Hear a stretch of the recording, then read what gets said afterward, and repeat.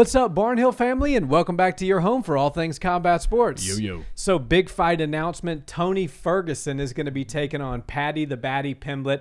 Now, usually the UFC does not match up a fighter that's on a 6-0 run with a fighter that's on an 0-6 run, but this actually feels a lot closer than some of the odds makers are making it. And listen, I'm an old school fan, and I think Tony Ferguson's always got a chance. If you look at who's defeated him over these last 6 losses, and yes, he hasn't looked like the same old Tony, but don't be fooled into thinking that he doesn't have a chance to defeat Paddy Pimblett. I agree with you. On paper, this fight looks like a nightmare matchup for Tony Ferguson. But like you said, if you go back and watch those last 3 or 4 fights that he's had, he was at least hanging in there in exchanges and winning rounds against some of these high-level fighters that he was going up against. So I think that while Paddy the Baddy is the favorite for good reason, and I think the young hungry lion is coming to take the spot of a living legend that's been in the sport for years and years now, I don't think this is going to be as easy of a fight as people are probably predicting, and the way Paddy needs to prepare for this fight is like it's going to be much more difficult than he's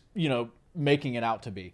Paddy the Baddy is a star, and everybody knows that he's on his rise up, but a lot of people have questioned his skills going into fights, and they're like, Paddy's good. He's got the walkout. He's got the hair. He's good on the mic. A lot of things are going for him, but is he actually as good of a fighter as he presents himself to be, or as he thinks he is? And Sean O'Malley went through the same thing. Sean O'Malley has shown us time and time again that he actually is the best, and then he, chef kisses it with a championship belt around his waist, and we know for a fact now Sugar Sean O'Malley's the best 135er on the planet. I think Paddy the Baddy has to do a lot more heavy lifting at 155 before we can start saying he belongs in there with the top names at 155, the biggest stars, the top contenders, the most skilled fighters at lightweight. It just seems to me like what they're doing right now is growing Paddy at a reasonable pace. And now, since he's passed all these guys that are just outside of the top 15 or just, cracking into the rankings, now we got to start giving him some big names that he can start to build his character off of, all while developing his skills as a fighter before he gets thrown into the shark's tank that is the top of 155. Yeah, I kind of dubbed the phrase the intelligent fast track. It's kind of what the matchmakers did with Sean, right? They wanted to get him up to the top of the heap because they wanted to get a belt around his waist, and ultimately that's exactly what they got. And at the end of the day, at some point, you have to get matched up with the best of the best, and you either sink or swim. But there's a way to bring a fighter up to where you can build his star power. You can really start to make them a household name without giving them fights that are going to just totally derail the hype train. And I feel like Paddy the Baddy is the perfect example of that in the UFC right now, because I think Paddy is a far bigger star than where his skill set is right now. Yeah. Not to say that Paddy can't be an elite level fighter. I think that he can, but I think he's got to work on his striking a little bit more. You can't make it to the top of 155 with the current striking that Paddy possesses.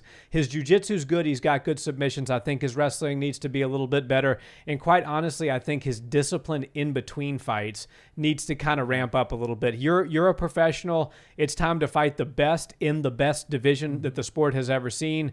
You have to take this seriously 365 days a year.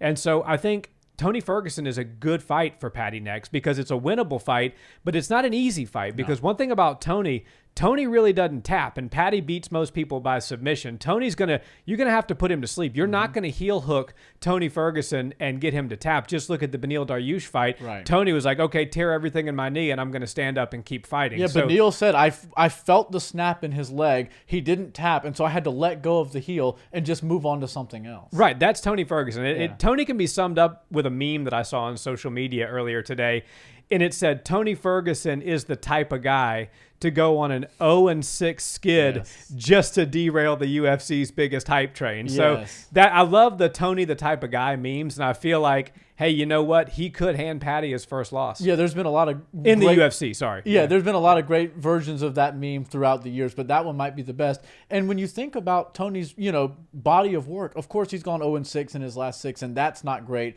And that's a real indication of where he's at now. It feels to me like what Chael Sonnen says, the sport is over with Tony Ferguson, but Tony Ferguson's not quite done with the sport. But you have to remember, just before this 6-fight losing skid, he was on a 12-fight winning streak. Right. And people were saying he's going to be the one guy that if he comes in and fights the way we know he can fight, going to give Khabib fits, and maybe the guy that can take Khabib's O away from him and be the one person to beat the 155 GOAT. Now, of course, after watching his last performances, our thoughts have changed on that. I don't think Tony Ferguson, even on that 12-fight winning streak, would have beaten Khabib. But it was definitely in talks, and a lot of people thought for a second he might be the best 155er on the planet, just doesn't have the belt yet. Undisputed, of course. He did get that interim title. But I really do think that Tony Ferguson is still a dangerous fighter. He's been winning rounds. He's been sitting people down with jabs. Remember that his last fight, he's sitting down his opponent with jabs and then, seemingly hurt Michael Chandler. Yeah, hurt Michael Chandler pretty good. Obviously, him and Nate Diaz looked like a little bit more of like a retirement type of fight. And I know he got submitted on that one, but that to me felt like a little bit of a mulligan, if you will. Yeah. It didn't really feel like Tony Ferguson in those last few fights. But his offense is still, unique and odd, but works for him. And his wrestling is still really good. His wrestling defense is good.